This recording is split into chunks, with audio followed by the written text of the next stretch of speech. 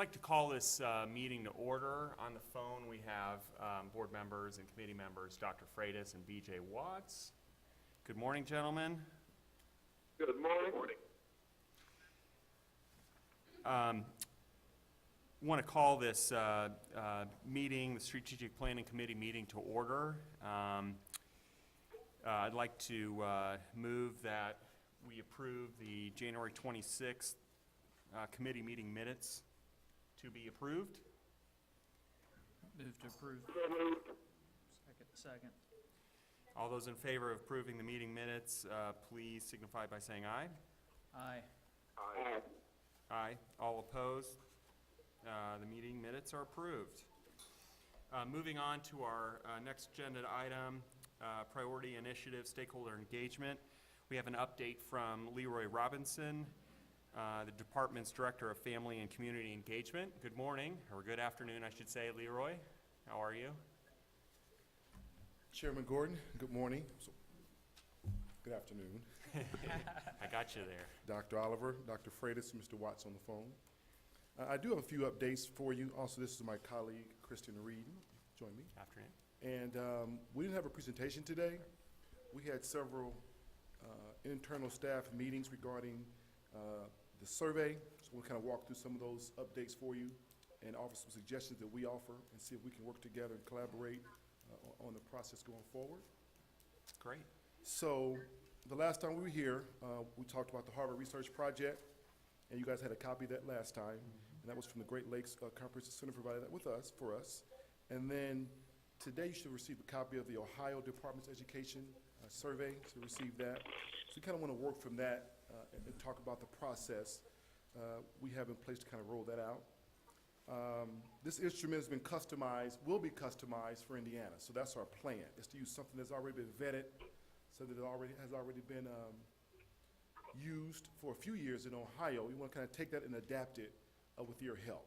So I want to kind of walk through some of the suggestions we have, and I'll pause if you guys have questions on each of these suggestions regarding that survey. But just know that this is just the original survey, and this is something we want to work from with your input and our input to draft something that we think will be beneficial to our state. Krista Reed is also here she did talk to the Ohio Department of Education as well to get more input on that. We have a timeline we wanted to work from now March to August to try to work on a few things to customize the survey. So I know we had spoke last time about having something in the spring, but maybe a little bit aggressive with the testing and things going on in our state with our schools. We want to kind of maybe wait until a little later on to do that. So we're thinking using March to August to customize the survey and get input from internal and external stakeholders. That was kind of the idea we wanted to use to do that. Work with groups such as the state PTA, Parent Advisory Council, Special Education Advisory Councils, and different groups throughout the state to get their input along with yours as well. Also, we want to circle back with Great Lakes Comprehensive Center and talk to Dr. Epstein and the Ball State professor who offered his assistance. So again, more time to follow up and get input from different stakeholders. Additionally, we would like to design a communication plan and a plan to disseminate the information. And we're not there yet. We've talked about different methods. You guys have suggested the PTA, but we don't really have a concrete plan yet to disseminate it to make it effective. I mentioned a pilot when I was last here, and with some schools we're currently working with, but we just need more time to really lay out the process for implementing the survey. And our time frame we spoke about was at the end of September. After from March to August, to kind of work through the stakeholders' input, come back to you to show you where we are as far as with the actual survey we want to start working from, then come back with updates, of course, throughout this process who we've met with and their input, and gather your input from you and your staff, and then maybe late September, kind of roll it out with a concrete plan on to disseminate it throughout the state of Indiana. And we thought that would be the best time as far as to implement that. The school just started in August, and then things get settled down in September would probably be a better start time. So. Just to mention one thing, I don't know if, Leroy, if you just mentioned this, but the Ohio survey is actually adapted from one of the surveys in that Harvard Research Project packet. So you'll see Dr. Epstein's name when you look at the surveys. They adapted it from her survey. Christie, on that, because I know you've been talking to ODE, did you get any sense from them how they're going about collecting that data? Yes, they have it currently on their website, but this is something they launched a few years ago. And they use SurveyMonkey, and they also received responses back through spreadsheets. It's something now that the department isn't actively pursuing, but they make it available to schools and districts who would like to use it for their own purposes. They actually they put it out for 2 consecutive years, and they found that some schools, I believe 200 schools disseminated the survey in 40 districts, and some kind of used it as, since it was 2 years in a row, as a pre and a post survey. So the first survey, they just looked at where they're at and learned how they could offer more resources to their parents, and then they used the post to see how things went. I don't know that this would help. I just, having been a previous Title I program administrator, this survey I would think may be of interest to your title folks. And I know it's not all of our schools, but I'm just wondering if that's something we ought to think about in the back of our mind. If that helps inform their application, it could be a win-win. Possibly. I don't know what I haven't done a Title I app in about 6 years, but I'm going to guess they still have a family community component. Yes, it does. So that might be something worth looking at. And we talked about the pilot last time. That was kind of the process we're going to use. Some of those Title I schools we're already working with to kind of get the process started with the pilot. That was kind of the thought we presented last time. Yeah, I like that because one of the things I want to make sure is even though it's a strategic goal of the board, where there's places to integrate with things that already have a need for that kind of information, it'd be great if we can find those economies of scale and kind of align those things up. And we are already currently working very closely daily with Title I, so they're right with us. One thing I don't see on this survey is any geographic breakdown. So we're just wondering if you are looking to potentially identify the respondents, whether they're coming from Yes. urban, suburban, Yes, we rural. just met about that yesterday, and we're going to break it down by region. Okay. We didn't want to identify schools. We have the 9 different regions, of course, you are aware of that our coordinators work in. We're going to break it down by region as opposed to identifying single schools and kind of look at the themes and trends in those different regions. So yes, that was the discussion yesterday. Okay, and then maybe define, maybe it's a identification as to urban, rural, suburban, and, any other category, but that might be helpful data to have, because then you can collect kind of all the urban responses, all the rural responses, and maybe see some trends. But that is the plan to categorize it by region. Great. And what do you think just generally about the Ohio survey? I mean, do you think it's a good survey? Because I just took a quick look at it. Do you think it's a good starting point? It sounds like it is. We think it captures what we were targeting, and I know you guys had mentioned the attitudes, and we want to look at engagement of parents. We think that survey captures both of those. I know in your strategic plan goals, you mentioned attitudes, and what we want to also focus on is engagement, and we think that survey kind of captures both. And again, with some tweaks, because there's a few things we thought we may want to pull out as well and add, same with you. So I think that once we vet it throughout the different stakeholder groups across the state, we'll probably get some more input. But the majority of the context of the survey and what it targets is what we wanted to see. So with some of the questions, I think some of the questions were kind of off base, so we wanted to try to focus on those and add and take out what we didn't need. Did Ohio have any response goals? I mean, what was their response level statewide? Well, the reason they developed it is because they wanted to see their schools were developing like family engagement plans, but in order to go through with the plans, they needed to get a starting point or a check to see where they were so that they would know how or in which areas to offer recommendations. So that was how it all started. They had hoped to do a final report, but I was told that they just never had the funds to carry that out. But again, they involved 200 schools and 40 corporations. I don't know what that breaks out in terms of percentages of their total schools and corporations in their state. And I'm not quite sure if they had, what their goals were, if they had hoped for more responses. But I certainly plan on following up with them with further questions that I have and that you may have. Brad, do you have any other questions? Just a comment for us as a committee, that this was an area when we put the strategic plan together that we knew we did not have a real good way to have a metric at this point. So I think as you do this work and you're making good progress on it, I would just love for us to have more dialogue about, once we know what kind of data is going to come back, how do we then translate that into some way to measure that within the goal area 3, I believe it is. And we may need to amend our strategic plan in terms of what we've said, in terms of what we're using to measure, because I don't think we really knew. I think it says NA right now. After we get the results back? After we know what our data is going to look like, so we know how to create a baseline, so we can see, are we growing, is it meaningful, and how do we track that in relationship to the strategic goal? Because right now, I think what we have up there are just kind of strategies in terms of areas we wanted to focus on, but we weren't real clear how to measure it.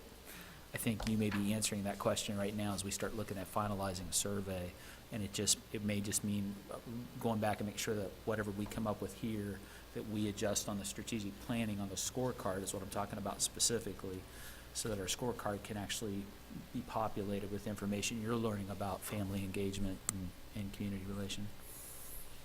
But I appreciate the update. Do we have any questions from Dr. Freitas or BJ Watts on the phone? No, all set. Okay, hearing none. Thanks for the update. Really appreciate it. Dr. Oliver? Thank you. Moving on to our next agenda item, we have a presentation by the administrator assistants.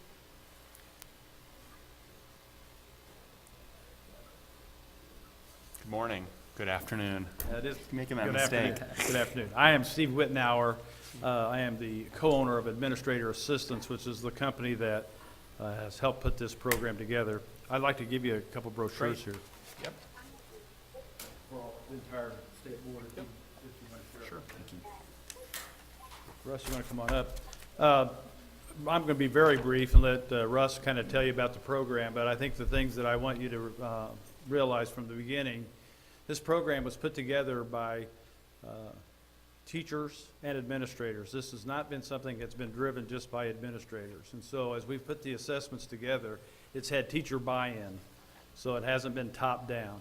It's been supported by the administrators and then developed by teachers. I think that's important to note. The second thing that I want to emphasize is there's a lot of flexibility in the structure for each school corporation, so that you don't all have to use the data 30% of your teacher evaluation. It gives you some choices to determine some of the things that you're going to see here today. So I want that to be emphasized. Also, INTAS has been working with us because they seem to have one part of the puzzle. We seem to have the other part of the puzzle when it comes to teacher evaluation. Our company's been in existence 7 years. And when the emphasis became on teacher evaluations, we really got our sleeves rolled up and worked with teachers, and a lot of school corporations, we helped develop their own instrument. If they did want to use RISE, we developed one as a company. But more importantly, we visited with many school corporations and their teachers and administrators about what the law says. Here's what you have to do. There were a lot of school corporations, though, who have collective bargaining agreements that haven't had to go through this process yet. So we think another wave is going to come here real soon, where we're going to get phone calls about, can you tell us what we really have to have? What do we really have to do? Is this really serious? And it certainly is serious.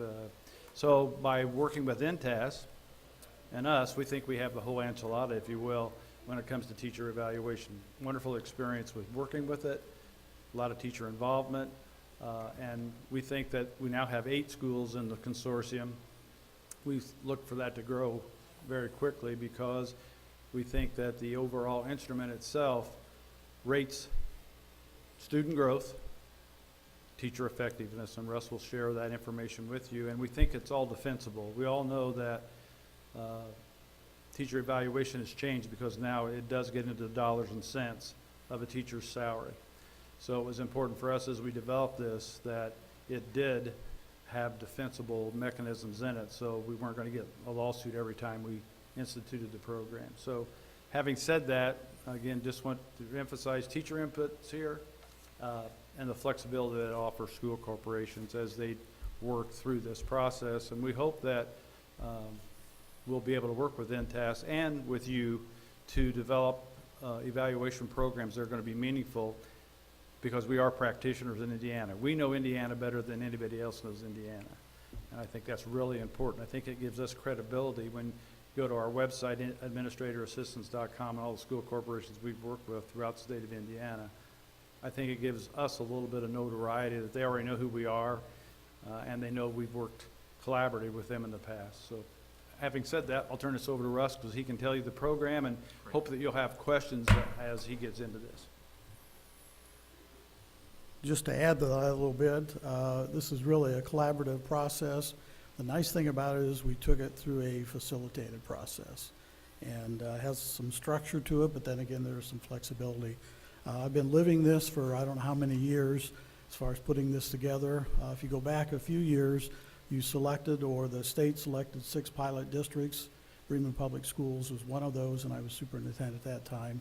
And we had spent a lot of time with our evaluation instrument to update it prior to that. So we really spent a lot of our time with the data piece, trying to figure out how can we measure not only student achievement and student growth, but how can we convert that into teacher effectiveness. And I think we found a way to do that. If I can figure this out. The goal, assessment and evaluation, really it's collaborative, and all stakeholders involved at the district level, and really we're looking at 3 key areas: student achievement, growth and student growth, and then also we're converting that into teacher effectiveness rating scale. I did a comparison. There was concern about consistency with the teachers that I worked with. They really had a problem with, you know, the statewide tested teacher getting a different weight as opposed to the non-tested and so forth. So I went in and kind of looked at the 3 different buckets, and you can see the different percentages except for the school-wide learning from that standpoint. And the individual growth data from bucket 1, 2 to 3, bucket number 3, there's absolutely none. And we've addressed that in this particular situation. Talking to some school attorneys, they really felt down the road could be problematic. In other words, as far as the consistency and that type of thing. An example, here we have statewide versus the locally developed. Both are 75%. The data piece was 25% in this district.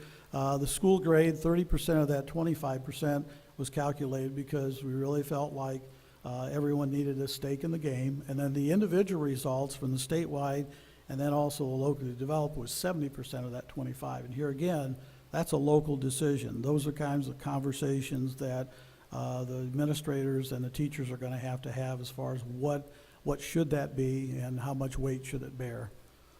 Looking at opportunities and advantages, really this is a skill-based situation. We can improve our skill level, and I use golf as a prime example. There are 3 things. You need to be able to drive the ball, chip the ball, and putt the ball. If I can do those 3 things very well, my score is going to reflect that. But if I go through the readiness assessment and realize putting's my weakness, I know where to spend my time, and I know I need to maintain and work on the other areas as well. And if I improve that putting score, it's going to be reflected in my overall score. And really, that's kind of the basis that we're looking at. We're looking at those 3 key areas: student achievement, we're looking at student growth, and then we're converting that into teacher effectiveness. We're bringing that consistency factor involved. We've also incorporated the review and the revision, and we've just gone through and we're continuing to go through and revise our current assessments that we have, readiness as well as end of course. And then also we have had changes in our language as well as our math, and we have gone in and corrected those and aligned to make sure that our assessments align with the standards, and we keep those current and updated and so forth. And we're also adding additional coursework. Right now, we have 44. We'll be adding another 8 or 9, and that's coming up here. Hopefully by next fall, we'll have about 50-some assessments available.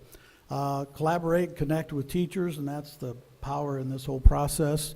In other words, instead of having 1 or 2 teachers, we've got 7 or 8 teachers around that table working through a facilitated process, developing these assessments.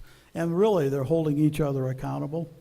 In other words, someone across the table is holding me accountable, I'm holding them accountable as a group from that standpoint.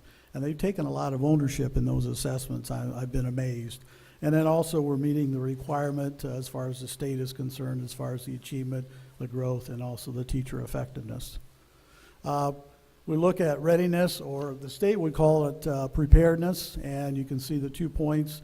And I'm going to skim through this, and I have some samples that I can share with you.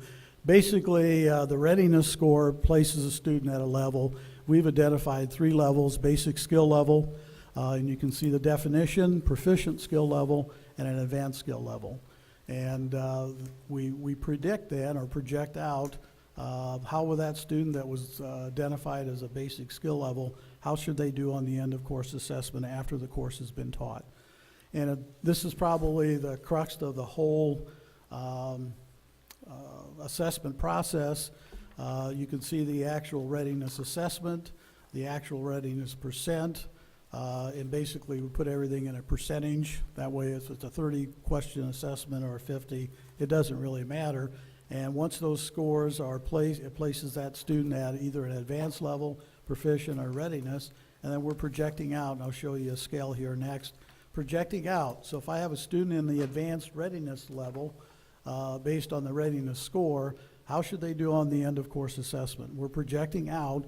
The state has a target score. We put it into a target range. And we do that for all 3 levels.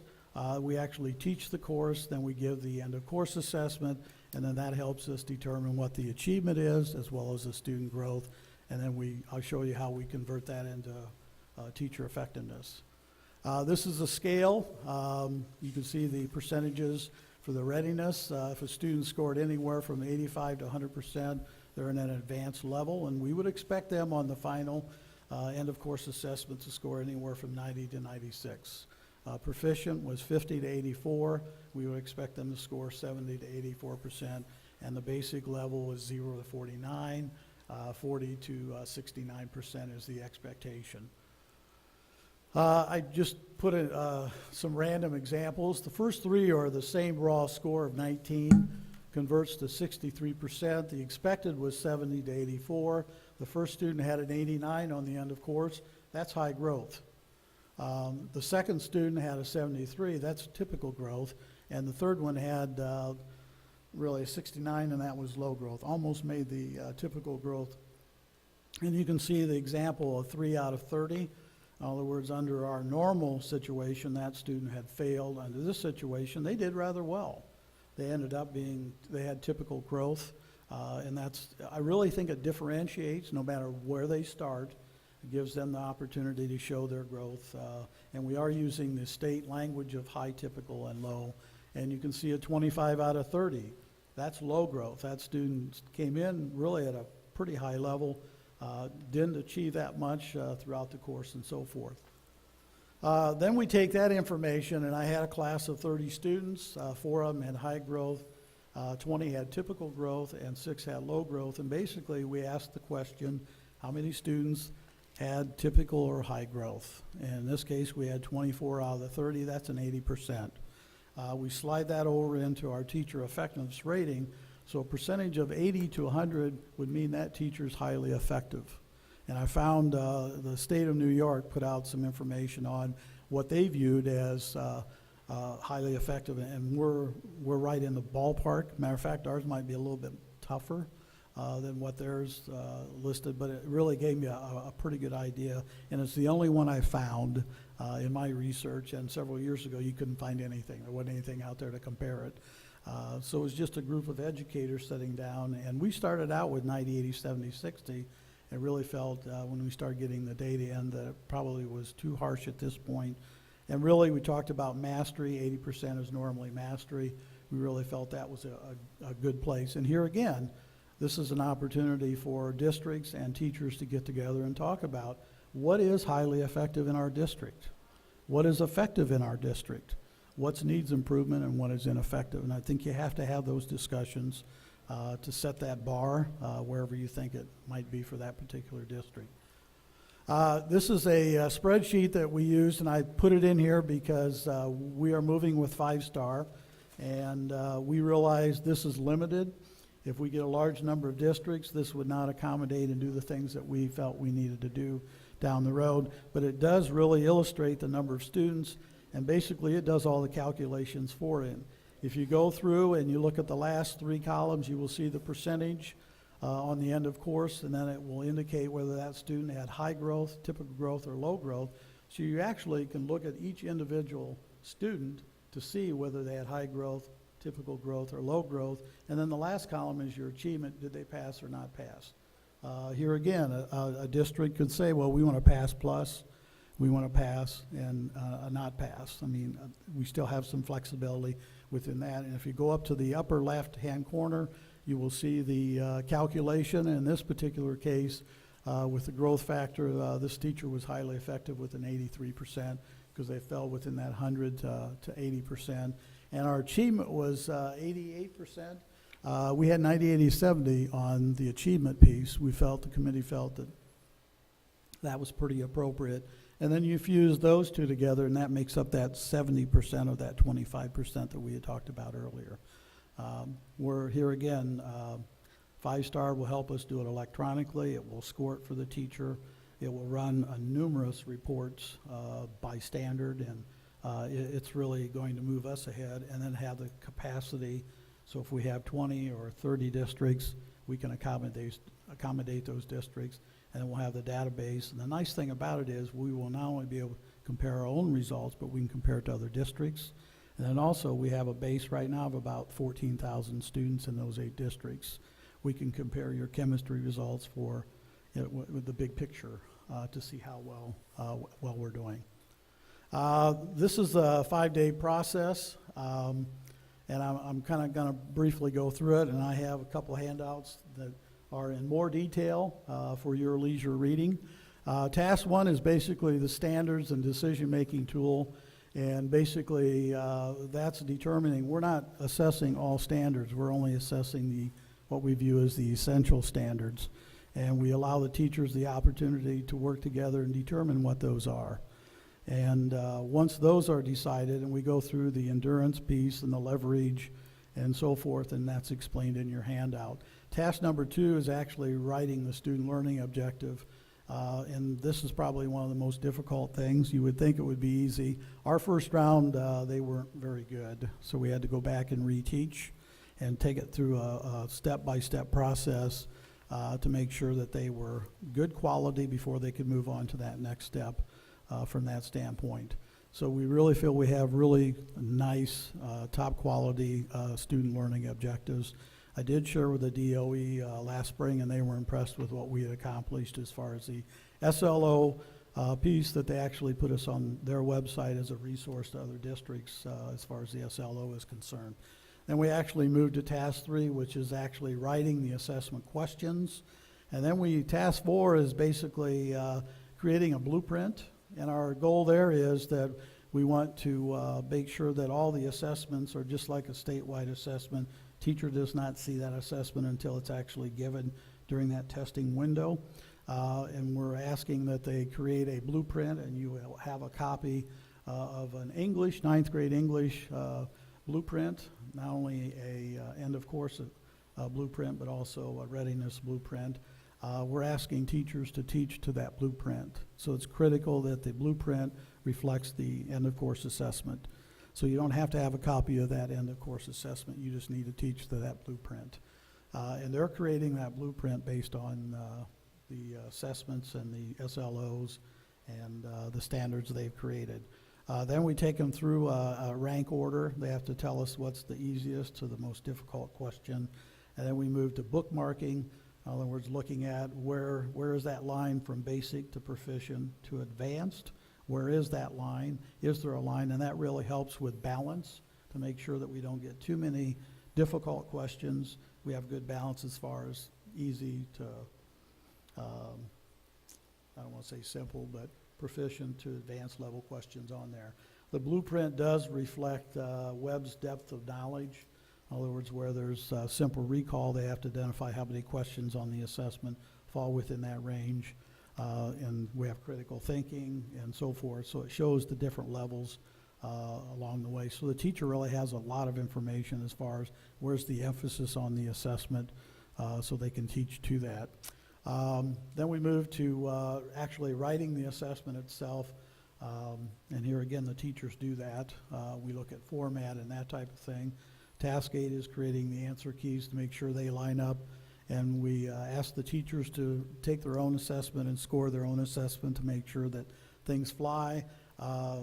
We do an item analysis to see how kids scored on each question. And working with some consultants, they want us to look at, how many, if you have a lot of kids scoring, at the high end, maybe it's too easy, and you need to go back in and try to get a little bit better balance and so forth. A lot of students scoring in the low end, maybe it's too difficult.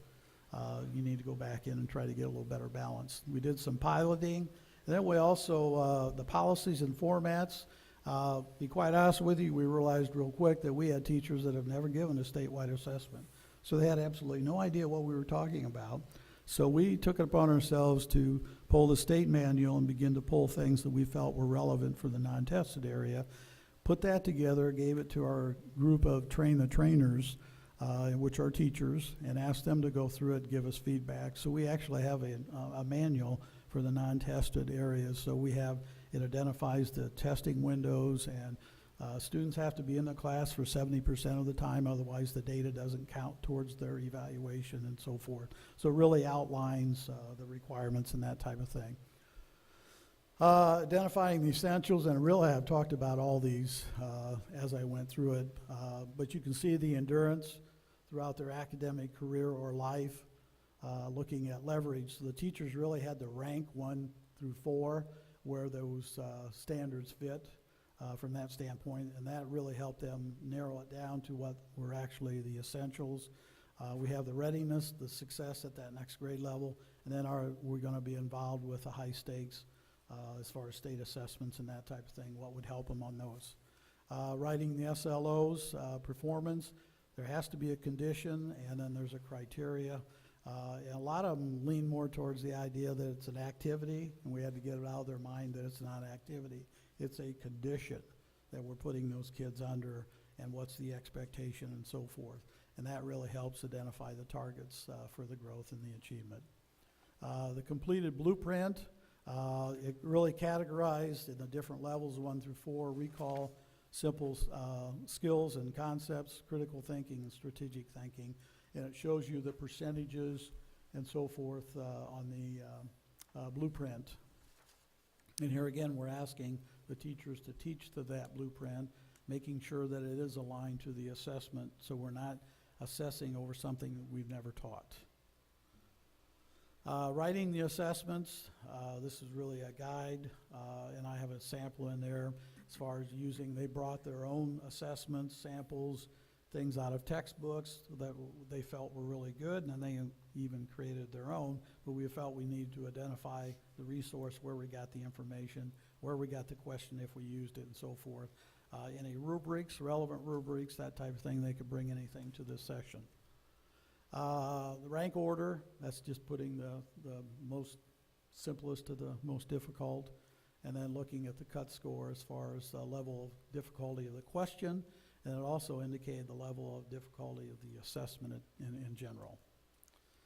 This is the list of courses that we have currently, and here again we'll be adding another 8 or 9 to that for the fall. That's just a sample.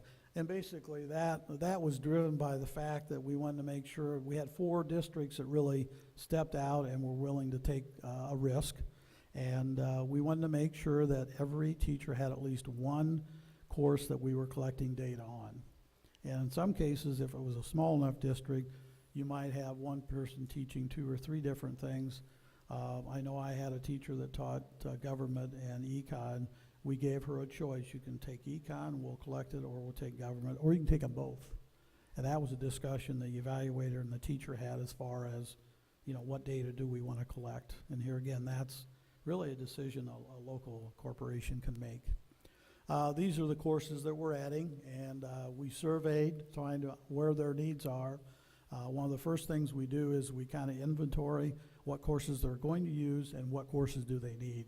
And that's what drives this list, and we'll do that every year. So we've built that in as far as revisions and additions to make sure that we're meeting the needs of those districts, and we're also keeping current on our assessments. The data piece, we were using ExamView, but that was very limited, and we only used that because the 4 districts, pretty much we were using it already, and we were concerned about security and that type of thing. 5-Star assures us that they can handle this. So we're excited to partner with them and have them on board with us to help us out with that as far as a number of reports that they can generate from that standpoint. But basically, we're looking at the course, the school, and then they also can compare it to the consortium, and I alluded to the 14,000 base. Difficult level, looking for the balance. Analysis is done as far as the revisions and assessments. So they really had an opportunity this spring to look at their data from last year before they made any adjustments or changes and that type of thing. And here again, that's a collaborative approach. Check and refine readiness and ECA projected scoring scales. We have those, but we really begin to run data through them to see, is that 85 to 100%? Is that a good range to determine what an advanced level is? And 90 to 96, is that really a good expectation for a student at the advanced level? So once we get more data, and 5-Star will help us generate that information as well. Checking and refining our teacher effectiveness scoring scale. Is that 80 to 100%? Is that truly highly effective? The data will tell us that. And then here again, probably one of the most critical is identifying strengths and weaknesses in the curriculum and in the classroom instruction and so forth. It's not just for teacher evaluation.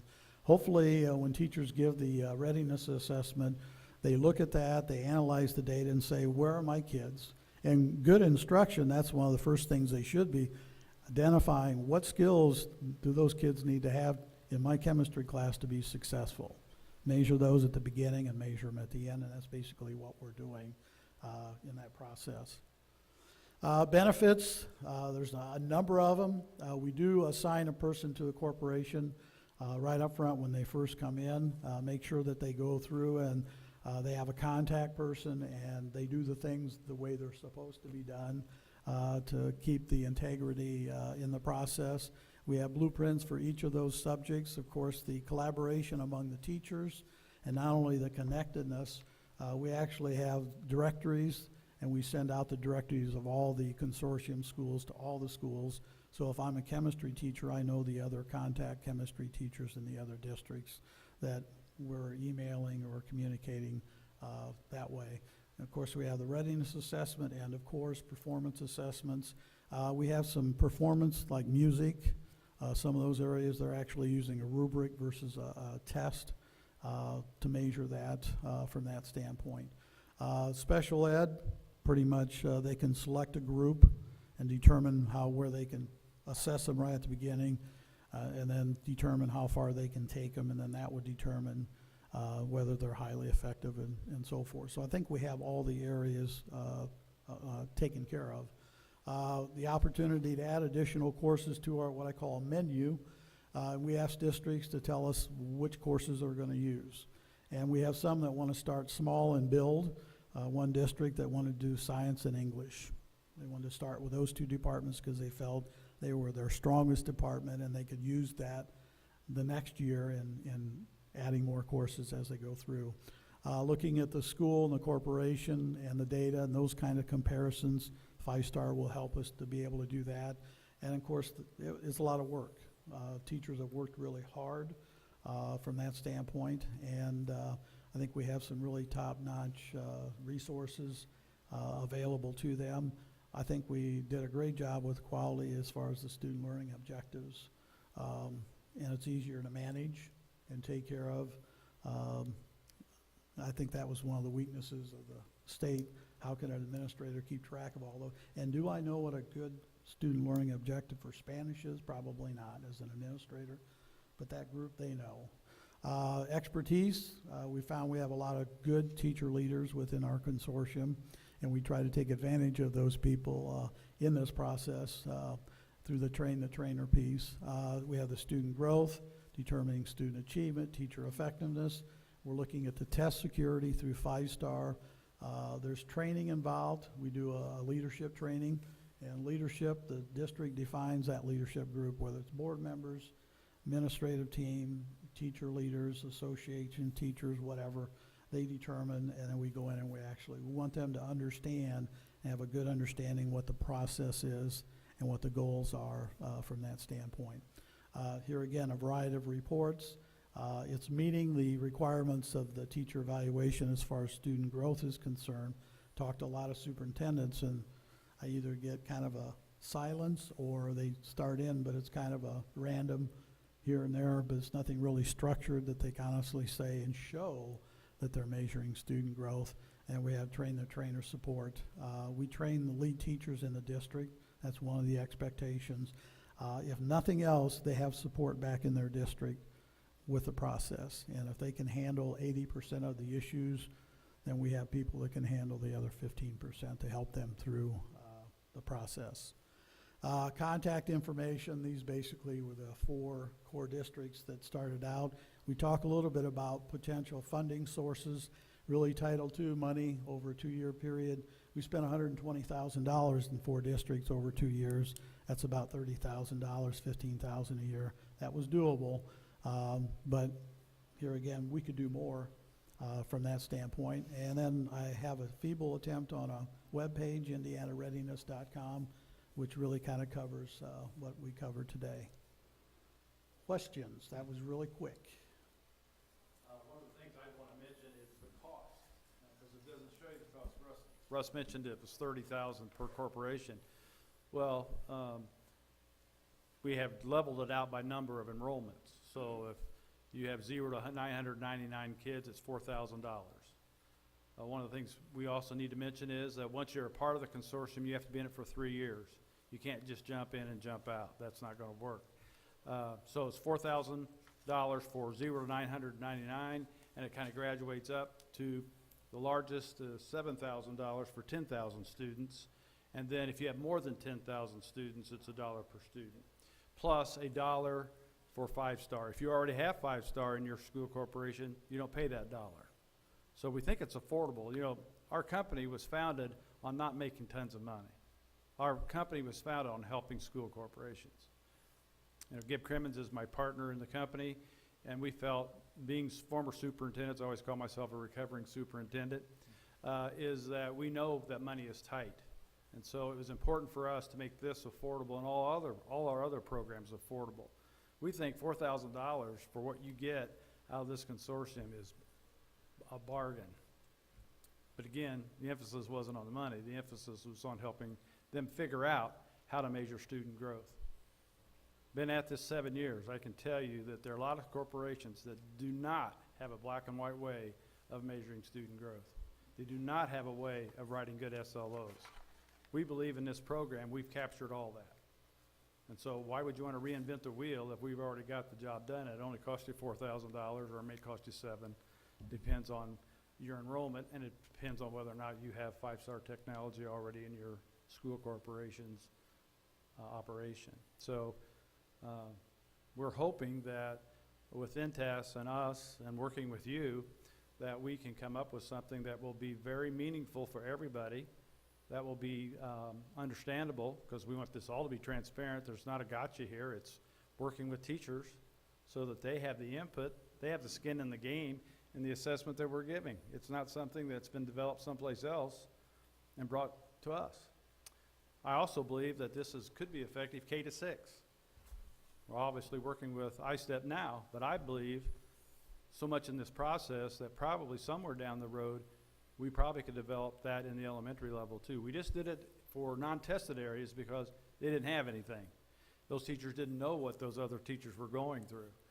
Russ didn't have time to mention the manual. There's a manual that looks just like all the other manuals that we give for standardized testing. So it's apples with apples, it's not apples and oranges. It's a little bit shorter than the state. Yeah, it is, it's not nearly as many pages, but it is understandable. So that's kind of where we stand, and hope as time goes by, we're seeing growth almost every month in the consortium. We have a deadline for this next year of June the 1st. So if school corporations are going to join, they need to join by June the 1st, because one of the things they need to have are those readiness assessments. They can't join September 5th and be able to give the readiness assessments. And the other thing is really important to note, these readiness assessments and end of course assessments is not pre and post test. Got to get that out of everybody's head. This isn't pre and post test. We don't give the test at the beginning and the same one at the end. We developed a test to figure out what their skills are before they take the test. Then when they take the test at the end, we hope those skills have been developed. So at the end of course assessment, now they've actually demonstrated increase in their skills and knowledge in that particular subject. So that's another important concept that some people have trouble understanding. This isn't pre and post test. This is telling us where you are to begin. Hope we're telling you where you are at the end, and we hope there's growth in there. And if there isn't, then something somewhere has gone awry. Either the teacher wasn't getting the job done or whatever the case might be. So again, we think it's doable because it does have the teacher input. It's And not. it does bring consistency from statewide course teachers to non-tested areas. There's more consistency as far as evaluation and that type of thing. So you've gotten a short version. We'd be more than happy to answer any questions you might have either now or at some other point when you have time to kind of digest this, because we know we ran through it really quickly. I just have a quick question. What do you think the state of the use of objective measures is in Indiana? I mean, do you think it's good generally, or is it poor? Or? As far as the SLOs is concerned, Well, you know, we've had a lot of conversations about using objective data in teacher evaluation, so I'm just interested in your thoughts on how that's currently being implemented. I'm not sure, in my opinion, it's not very strong. They don't know where Could you to speak go. into the microphone, just so people can, It's, the folks in on my the phone. opinion, it's not very strong based on conversations. You know, if you ask how are they measuring student growth, you know, here again, they don't really know. They have some ideas. It would be nice if there was one assessment out there that could be used like ISTEP for the non-test areas, but there isn't from that standpoint. And the ones that respond to that, usually it's pretty sporadic, and there's no consistency and really no common approach from that standpoint. Well, Dr. Oliver's probably a lot better than I am to comment on it, but it seems like the data that you all are generating is really good data and can be Oh, yeah. extremely helpful to teachers and administrators in understanding, you know, where their kids are when they start at the beginning of the year and where they are at the end of the year. And it's just the range. I like the ranges too. The fact that, you know, you project where they should be, and then you know, at the end of the year you can kind of compare to what you projected at the beginning of the Right. school year. Well, I think the important thing is consistency. If we could get everybody to do this in some manner, it gives consistency throughout the whole state. Everybody knows what they're being evaluated on. There's not someplace in Vincennes and someplace in Bourbon and someplace in Columbus. It's pretty consistent with how it's done. And we think the important thing about the consistency is it is fair, because it does have teacher input. It is not something coming from New York. Los Angeles is coming right here from practitioners in the state of Indiana who have created those tests. You know, you can't create valid tests by having one chemistry teacher create that test in one school corporation. That's why the consortium putting together with 5, 8, 10, 12, whatever the course might be, with that many teachers, you get much more validity. And really, I think it's the idea that the evaluator and the teacher, you know, they have something to talk about. For example, the readiness assessment results. I mean, that's good conversation as far as what were your results in your chemistry class? Where are your kids? At what level? Where are they at? Are they all accurately placed? I really think professionally if Johnny was in the basic, but after a couple weeks realized he's in the proficient, he might even be in advanced, we have, I think, the professional opportunity to move that student and raise the expectation for that student from that standpoint. But I think it creates a lot of good questions, and the only way we can emphasize that is by asking those kind of questions and asking for that data. And in my opinion, if you have a highly qualified or qualified teacher, I think they'd want to know, what is my data? Right. I think they'd want to know. I've got a lot of thoughts up here right now. I guess a couple things I like about what I see, and keep in mind this, I'm just now seeing it, so I need more time to We digest understand, it. we understand it. But there's at least 3 things that I think I've heard from teachers that I think this has the potential to really help us address, and I'll be anxious to learn more about how AA might envision themselves working with a larger advisory group to this body as a project as we think about teacher evaluation, because I think that's kind of where we're at, is we've looked at some recommendations from a national group. We've heard from INTAS, at least in one presentation. We're now hearing from you, and so I've got these pieces in my mind. But here's the 3 just real quickly that I guess I'm encouraged by. Is one, it seems like this starts to address one of the concerns I hear, which is how do we have more local input into how we utilize growth measures in our evaluation system. I can see that. I can see where that makes it more localized, even down to the classroom level, down to the subject area. I like that.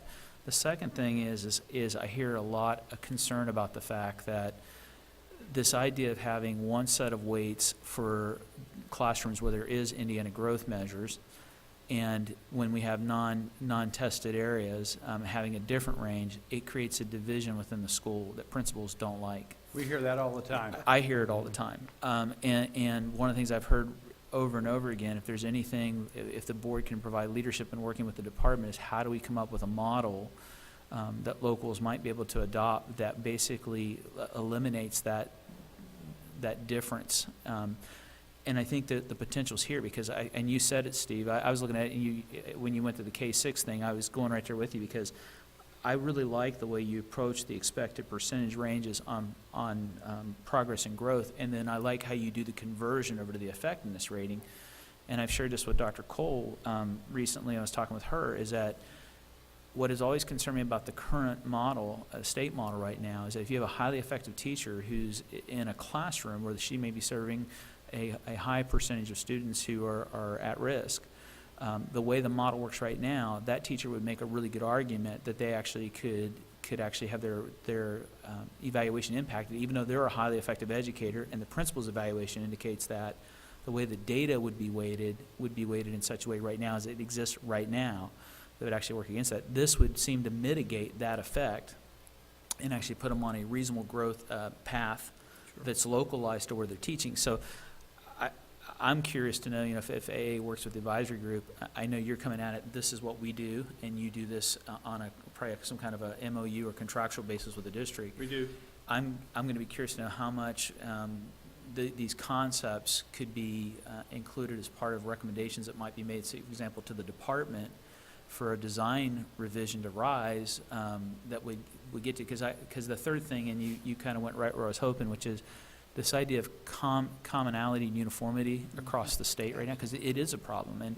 And to Gordon's question and your response, I agree. I think there's real problems about how we utilize it right now. Part of it is because we don't have we don't have real clarity around how to locally to do it, and they're looking for leadership on it. I've also heard there's some concerns about going forward with the, quote, RISE model, even though we have a state model, because they know there's these anomalies inside of it that maybe not intended, but in fact, in practice, negatively impact the teacher. So I think we've got a lot of teachers looking at us right now. I know they were watching very closely in the board meeting. I know some were very relieved we did not actually act on recommendations on weight ranges. I'm glad we didn't act on recommendations on weight ranges, because I want to get the foundation right. I want to get the process right, rather than just arbitrarily sticking to the process we have, knowing there's problems with it, and just shoving weights in. That doesn't solve anything. So sorry, I guess I got a lot of comments there, but those are the thoughts that are going through my mind right now, and I guess they're expressed more in hopes that if we can get this committee together, that what could come out of this body, the Strategic Planning Committee, as a project to goal number 2, is a series of recommendations on how to strengthen the design of the tool And then also, if needed, if there are legislative changes needed, those would become identified as we go through that process. But I really do, I think I understand I think the most important slides to me were the ones where you took us through the example of 30-point assessment. I think that is what leaps out at me more than anything, as that may be the answer to the question of how do you get to fairness when I'm a highly effective teacher, but I have a desire to serve kids that are really struggling. How do we mitigate the fear of them wanting to serve that student population because they're afraid that somehow the way the current model's set up, it's going to impact them? Well, I have a daughter who told me, was a teacher. That's exactly her concern. She has a lot of high-risk students. How is she going to be rated effective Right. when she doesn't have a model that's going to allow her kids to be shown growth? This kind of takes care of that. It kind of levels the playing field, if you will, throughout. The other thing, too, this is always alive. This isn't something we put in the drawer at the end of the year and not do anything more with it, because if the standards change or things change from the state level, we have to go back and revise it. So it's not something that's dead. Once we put this together, it continues to be alive. We continue to change it. We continue to talk to teachers about those assessments, as Russ mentioned earlier. If it's too easy, we need to fix it. If it's too hard, we need to fix it. So the teacher input with that's really, really been crucial. And if we can work with NTAS to be a partner with you in developing something that's going to be consistent throughout the state of Indiana that you can support and the legislature can support, I believe that's a win-win for everybody.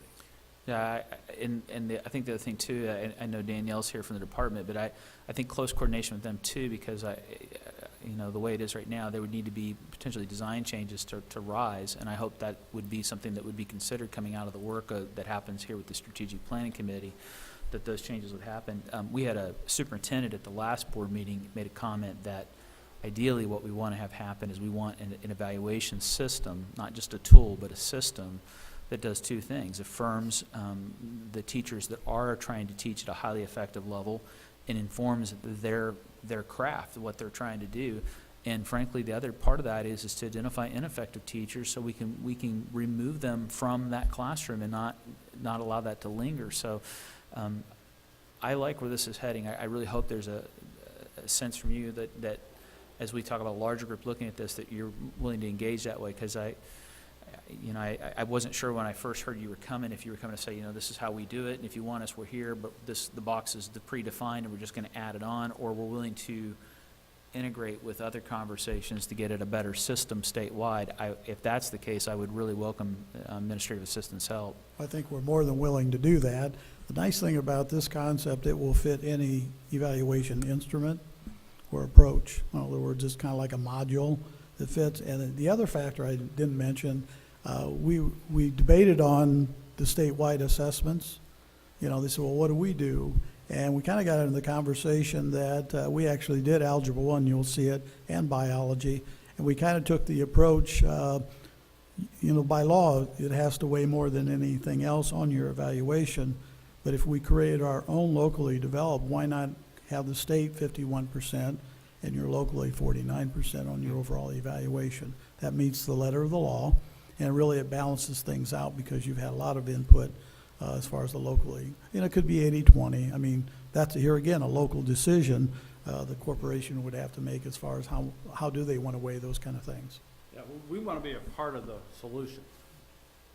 We think we have the structure for being part of the solution.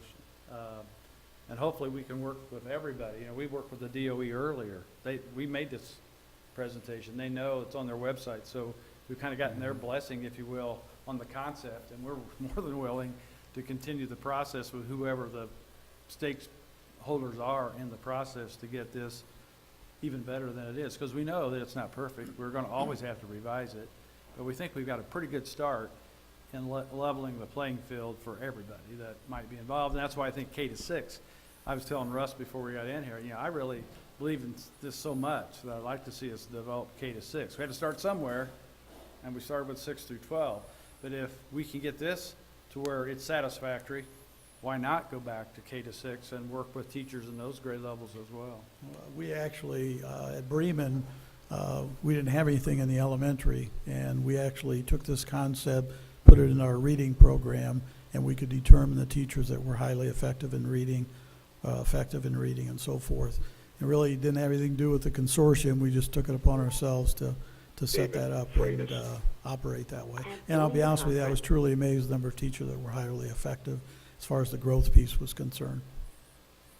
And I had one other real quick comment, and I'm not so much looking for a response today, but I know Danielle's here, we have other department staff, but I really want to make sure that the department, and I know the board staff are tracking together in this. One of the things that's been in the back of my mind is the fact that we do have an NCLB waiver app, and it speaks to teacher evaluation, that whatever we do here, that we leave the door of possibilities open, that there may be an opportunity to address some of these things and working collaboratively, because the things I think I was expressing to you as far as the concerns, I was repeating things I've had teachers tell me, saying, if you really want to help us, the system needs to do these 2-3 things, and it's really local input. It's really about not dividing up schools by you have growth measure data and you don't, so we got 2 different ranges of weights. They want that gone. And then thirdly, this fair, transparent way to get at an actual effectiveness rating that doesn't discourage highly effective teachers from teaching our most vulnerable and most struggling learners. I want the best teachers with those students, and I don't want them worried about, somehow this is going to impact them from a compensation standpoint because they think we've got an evaluation model. So I don't know how we do that together, but I think teachers are looking for us to figure out how to do this well together. And I'll just kind of leave it at that. But as we talk about NCLB and some other things, that's where some of my questions probably for the department will be, is how do we sync this all together? Because you have a lot of input into the design, and the board has an approval of the design, but we've got to work together on that. Well, I'll just leave you with, we're willing to help wherever we possibly can, that you think we can make a difference in getting the process to where it needs to be. Oh, just want to thank you. And actually, before you go, I should ask my colleagues on the phone if they have any questions or comments. David or BJ, do you all have anything to add or any questions? No, I appreciate, Go on, David, I'm sorry. okay, BJ, thanks.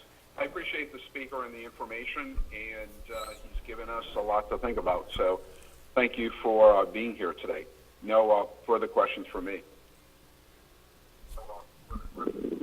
BJ? I also appreciate the information today. My comfort level is certainly growing with information like this. You said that you had additional information you're going to pass out. Would it be possible for us to get that electronically? I'm sorry, BJ. You're coming through a little fuzzy there. Can you repeat that a little slower? They said that they had additional information to pass out. Would it be possible for us to get that electronically? Absolutely. Yep, we have it, and we'll make sure that it gets circulated. Okay, thank you. And then if you have questions later on, just let us know, or other information we need to provide. We'll give you anything and everything that you might need to have to understand it even better. Great. Well, I'll speak for myself. I really enjoyed your presentation and thought it was very informative, and appreciate your taking the time to present to us today. Thank you. Enjoyed the opportunity. Yeah, we Appreciate it. Thank you. Well, next up on our agenda is a presentation by our staff on the strategic plan and project charter. Good afternoon. Good afternoon. So I just have a few updates for you. I promise this will be short and sweet. First, I'll start with the strategic plan as readopted by the board in the February 4th meeting, has been updated with the language and the minor changes to 1.9, 10, and 11. That updated, amended version of the strategic plan is available online, and the balanced scorecard has also been updated accordingly because now we're tracking things, data particularly, a little bit different in those 3 areas. So just want you guys to know that those are fully up to date and available online. Great. And I saw it's updated here in the hard copy on this. Yes. Has this been distributed or made available publicly yet?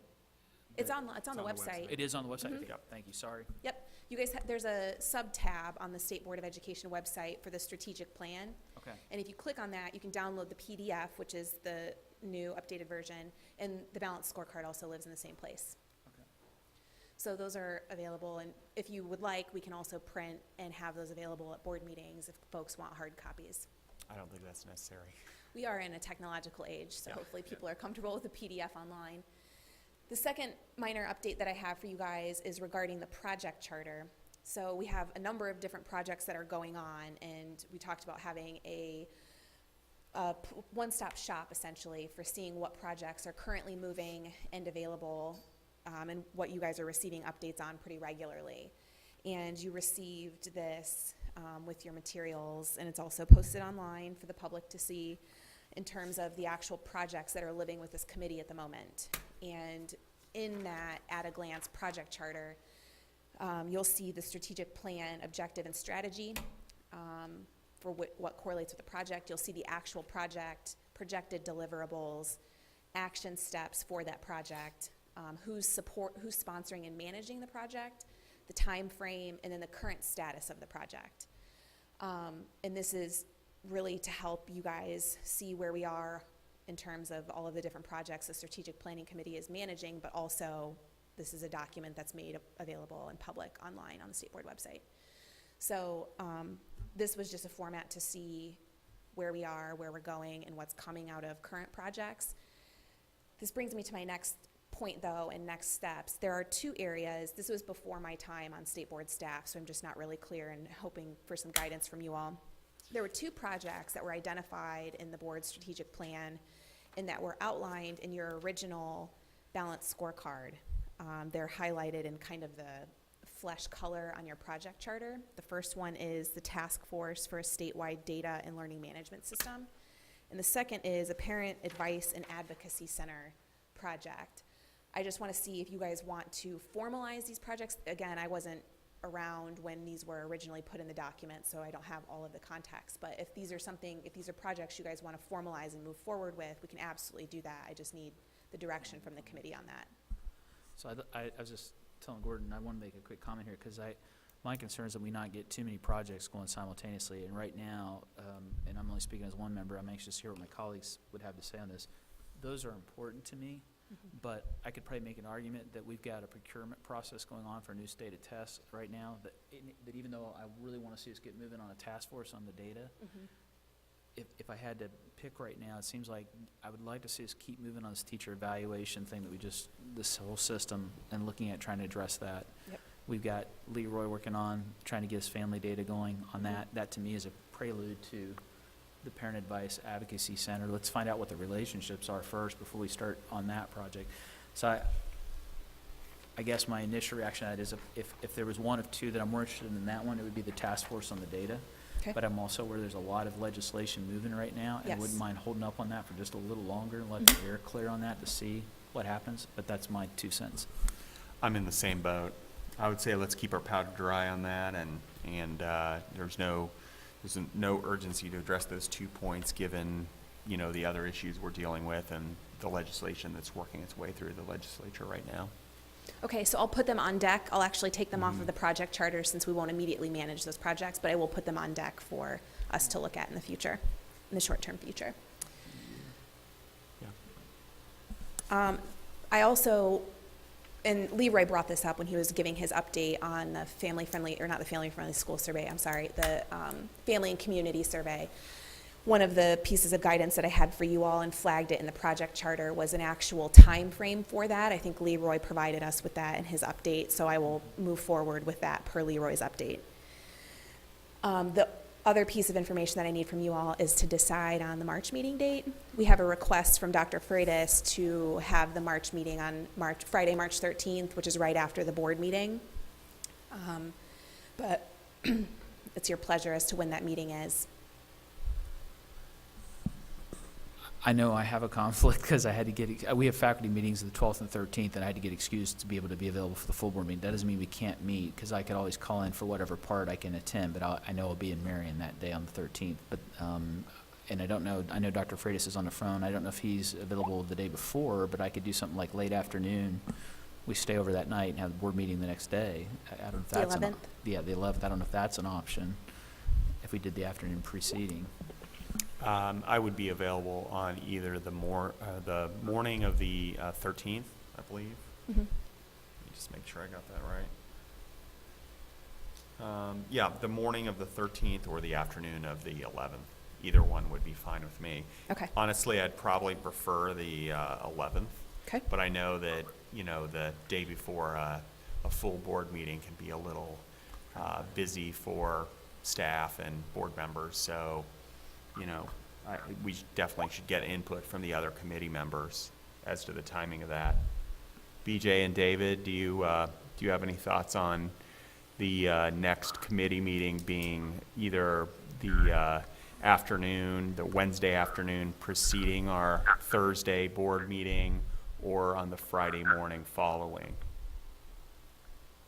This is David. I'm available the Friday in the morning only, not the afternoon. And on the Wednesday before the Thursday meeting, I could be available in the afternoon up until about 3:30. And both of those would work for me. I like when we can piggyback them with meetings, with our general board meetings as well. So either the day before or the day after, I can make either one of those work. Whatever works best for you guys is fine with me. Is there a preference from staff? My preference would be the Friday morning, early as possible. I can call in. That, Okay. I can make that work if I can call in for Marion, and if we went earlier, that will actually help me, because we will be starting later that morning up in Marion on the meetings I have to attend. Okay, so we'll go with Friday the 13th. Yeah, that is the 13th. We have two Friday the 13th. We had one in February, and we'll have one in March. So Friday morning, the 13th, we'll go with then. Okay. Do you want to set that? Do you want to set the time? Do you want to set like 8:30 or 9 o'clock? Whatever you guys are comfortable with. Could we start at 8? That'd be fine with me. I'm okay with that. Alrighty. So then I have two points from staff that I want to share with you all. At the first one, at the committee's direction, we're convening a group of select stakeholders to support with making some of the recommended improvements that the board recently agreed to adopt, specifically around the educator effectiveness stuff. Invitations are going out to 13 individuals who have demonstrated their commitment to improving this evaluation system and have specific areas of expertise to contribute with this design committee. And just so that you guys are aware, I will be facilitating this. It will be up to the design committee to actually manage the content and be able to put recommendations together for you all, which we will bring to future committee meetings. That design committee will start with drafting a vision and theory of action for the board around educator evaluation, and you can expect in the March strategic planning committee meeting to see that draft. Over the next, we are hoping to have 4 to 5 meetings with the design committee over the next 3 months. They will be deeply engaged in helping you all. They will be drafting and doing a lot of the legwork with some of these recommended changes around teacher evaluation. This group consists of superintendents, principals, teachers, folks who have particular areas of expertise, like Sandy Cole from IU and Dr. Murphy, who recently switched roles, and also Whit and Russ from Administrator Assistants, the Department of Education. So we'll have a nice group of folks who have lots of information and work in different capacities to help draft this vision and theory of action that will come as a draft to you all. That group also, moving forward and over time, will be looking at some of the other recommendations that came back, that were approved by the board around educator effectiveness and came back to you all for further study and work. In conjunction with the design committee, there will also be a wide survey that goes out for all educators in the state of Indiana.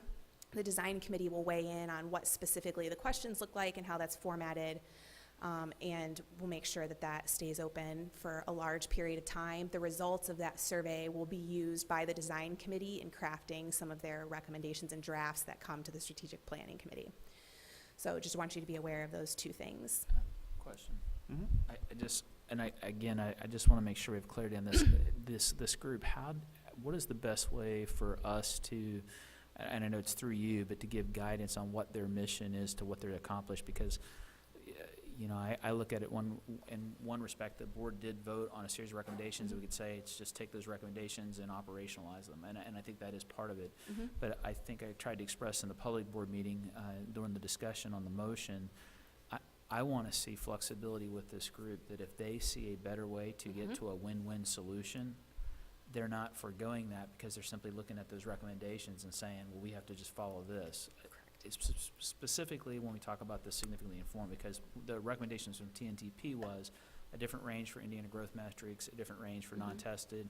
I'm here today saying I kind of like what I've heard from Sandy Cole and Hardy Murphy about, can we get to one way that we approach that? I now hear an AA give me a recommendation on how we might be able to do that in a smarter way than what we're doing it now. So how do you understand what I'm asking? How do we give the permission, the will to that committee to say, we have a better recommendation? Because I did ask the guy who brought the motion, if we had a better way, could we bring a recommendation back to the full board to change that? I don't remember that. Was that in the minutes? I think we'll have to go out and watch the videotape.